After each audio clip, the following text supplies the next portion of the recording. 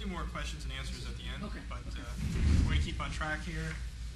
Now, right now we're on the cartoon, 2 pages after number 9. In other words, right before number 10, it says you can lose your lien rights. And I have 2 cartoons here that I just thought were kind of funny. You got these 2 nails, and then I heard a loud bang, and when I turned my back, he was gone.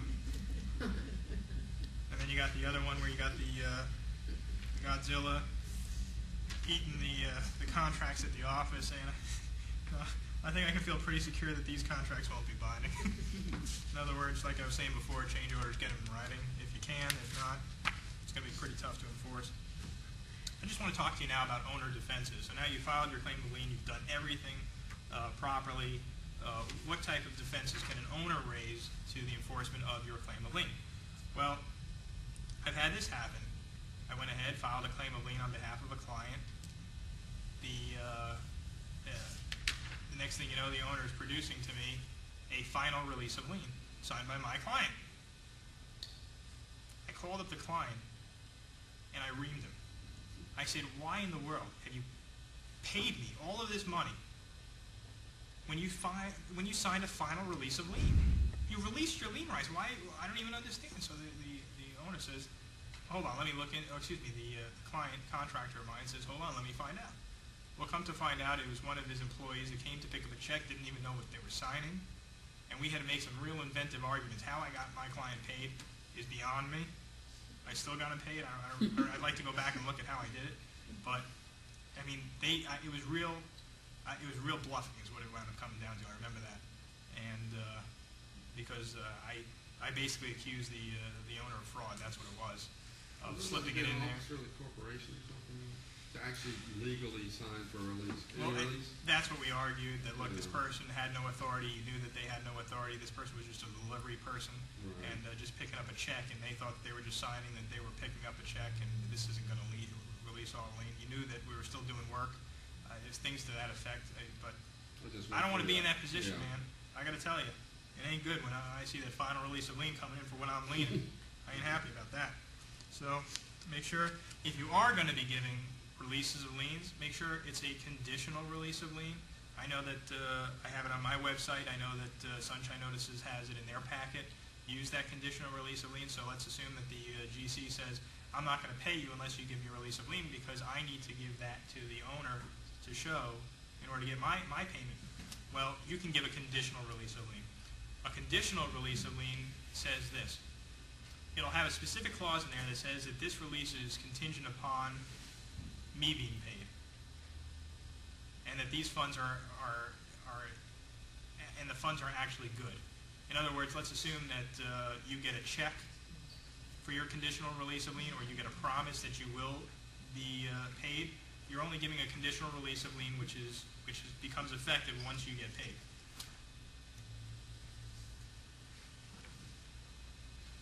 The other thing that an owner can do, this isn't really a defense, but this is something that an owner can do to get the lien off the property, and this is called a transfer bond.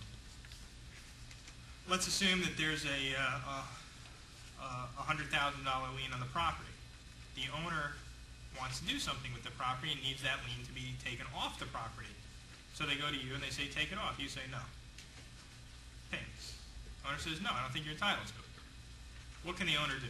The owner can bond off the lien by posting cash or by contacting what's called a surety company, an insurance company, which will take a certain percentage, and they'll bond off the lien. How does that work?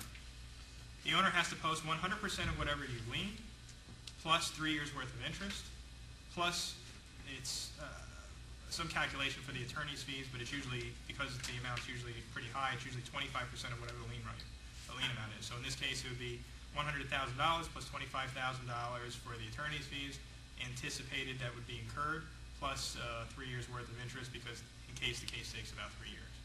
Who knows, maybe you have a case that goes into appeals, whatever else. So what if the amount that's posted is not enough? The 713.24 allows you to go back before the court as many times as you want and request that court to increase the amount. What happens if the owner doesn't have any more money to post and they've already bonded off the lien? You may have a problem. Or the judge may be free to put the lien right back on the property. But what happens happens if that owner has already stripped out all the equity out of that property? You may have a problem. I'm not saying it's perfect, but I'm just saying that's something that an owner can do. Or what I've also done is I've also had a judge allow me to do discovery. I don't want to be in this position. It's ridiculous. It's almost like I got to collect before I even won the case. But then I got to do discovery to find out what other assets this owner has, so that I can put liens on everything that that person owns, to make sure that I get paid in case we win. The other thing is that requiring a contractor to furnish a statutory payment bond. Again, this isn't really a defense. It's just it's a way that the owner can look towards something else to make sure that everybody gets paid. Here are here are documents that I just want to make sure that you look out for. When I represent an owner, these are the 3 documents that I send out first. Before I even know anything about the case, this is what I'm sending out. They're pre-printed letters, basically. They're just copied from the statutes. They're found within 713.16 for the most part, and 713.165. And they go both ways. As a contractor, you can serve these requests for sworn statements, and as an owner, you can serve these requests for sworn statements. And there are 3 different types. You can ask for a list of all the subcontractors and suppliers.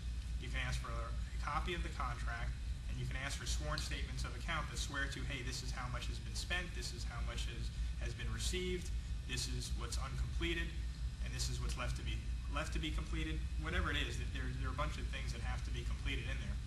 Now, the ramifications for not responding within the time frames, which are either 30 or 10, depending upon what document we're referring to, are that either the person who's liening may lose their attorney's fees, their right to attorney's fees, or may lose their lien rights entirely. So you got to pay attention if you receive these, because they'll have a big warning. They'll say exactly what the ramifications are. I don't remember what they are off the top of my head, but look for it. If you see one of those documents that requests a sworn statement of account, pay attention to it and respond back and make sure that it's sworn. Okay? And the only thing I'm trying to do is I'm just trying to give the contractor a problem. I've had it where they've come back and they were not timely. And I was arguing, hey, maybe this contractor shouldn't be entitled to their lien rights anymore.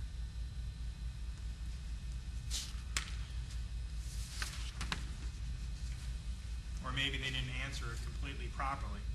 So again, I'm making that argument that maybe this contractor has some problems enforcing their lien rights. Next page, owner defenses again.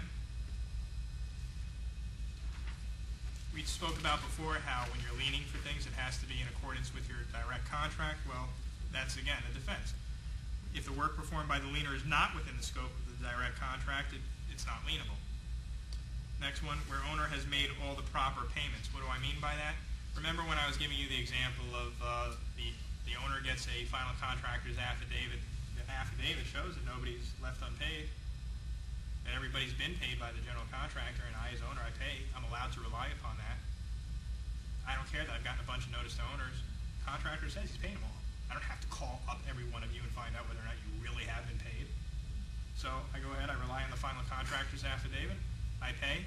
I've made a proper payment as the owner. Don't come looking at me. It's not fair that I should have to pay twice. Okay, I paid him. I'm going to pay, and I'm going to pay you as well as the sub. No, I relied on that contractor affidavit. I made a proper payment. Again, in that scenario, it's unusual. It happens, but then you got that general contractor who made a false affidavit has some real problems criminally. Next one, the liener failing to timely or properly serve a notice to owner or copy where required, and the claim of lien or a contractor's affidavit if applicable. Again, we're just kind of rehashing what we spoke about before. You got to make sure that those liens are recorded timely. It's the first thing I look for when I see these liens. I'm looking for the dates. I'm looking at the notice to owners. I'm looking at the dates. It's right then and there. I can knock everything out if they're not timely. And the contractor's affidavit, is there a contractor affidavit if you're in direct contract with that owner?